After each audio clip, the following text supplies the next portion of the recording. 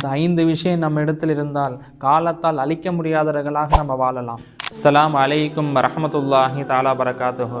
இந்த 5 விஷயம் நம்ம இடத்தில் இருந்தால் நீண்ட காலமாக வாழ்வதற்கு அல்லாஹ் தந்த பாக்கியத்தை நமக்கு தருகின்றான். முதல் விஷயம், உறவுகளோடு சேர்ந்து வாழ வேண்டும். பெருமானார் ஸல்லல்லாஹு அலைஹி வஸல்லம் அவர்கள் சொன்னார்கள், உங்களுக்கு பொருளாதாரத்தில் உங்களுக்கு பரக்கத்து வேண்டுமா, நீண்ட காலம் வாழ்வதற்கு உண்டான பாக்கியம் உங்களுக்கு வேண்டுமா, உறவுகளோடு சேர்ந்து வாழுங்கள். இரண்டாவது விஷயம், புன்னகையோடு சிரித்த முகத்தோடு நாம் சலாம் சொல்ல வேண்டும். தெரிஞ்சவங்க தெரியாதவங்க எல்லாத்துக்கும் நாம் சலாம் சொல்ல வேண்டும். நபி ஸல்லல்லாஹு அலைஹி வஸல்லம் சொன்னார்கள், சலாத்தை கொண்டு உங்கள் உறவுகளை மேம்படுத்தி வைத்துங்க. மூணாவது விஷயம், இந்த உலகத்தில் யாரையும் நான் குறை சொல்லாமல் வாழ வேண்டுங்க. இந்த உலகத்தில் குறை சொல்லாத மனிதர்கள் யாருமே இல்லை.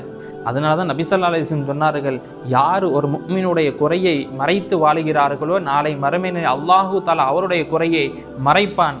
யார் குறை சொல்லி கொண்டு இருக்கிறார்களோ இந்த உலகத்தில் அவருடைய குறையை அல்லாஹ் தஆலா வெளிப்படுத்தி அவரை கேவலப்படுத்துவான். நாளை மறு உலகத்திலையும் அவருடைய குறையை வெளிப்படுத்தி கேவலப்படுத்துவான். நான்காவது விஷயம், மற்றவருடைய தேவைகளை நாம் பூர்த்தி செய்ய வேண்டும். நபி ஸல்லல்லாஹு அலைஹி வஸல்லம் சொன்னார்கள், யார் ஒரு மனிதனுடைய தேவைகளை பூர்த்தி செய்கிறார்களோ அவருடைய தேவையை அல்லாஹ் தஆலா பூர்த்தி செய்வான். நாளை மறுமை நாளில் அவருடைய கஷ்டத்தை அல்லாஹ் நீக்குகின்றான். ஐந்தாவது விஷயம் மிக முக்கியமான விஷயம், அது எத்தீமிகளை நம்ம அரவணிக்க வேண்டும். நபி ஸல்லல்லாஹு அலைஹி வஸல்லம் சொன்னார்கள், யார் எத்தீமிகளை பராமரிக்கிறார்களோ அவர்கள் நாளை மறுமை நாள் என்னோட இப்படி இருப்பார்கள், சேர்ந்து இருப்பார்கள் என்று நபி ஸல்லல்லாஹு அலைஹி வஸல்லம் சொன்னார்கள். உமர் ரலியல்லாஹு அவங்கள்ட்ட ஒரு பழக்கம் இருந்துச்சுங்க. மாதம் அவங்களுடைய வருமானத்தில் எத்தீமிகளுக்காக ஒரு பங்கை ஒதுக்கிடுவாங்க, எத்தீமிகளுக்காக செலவு செய்வாங்க. இந்த 5 தன்மைகள் யாரிடத்தில் இருக்குதோ அவர்கள் காலத்தால் அழிக்க முடியாதவர்களாக நீண்ட காலம் வாழுவார்கள்.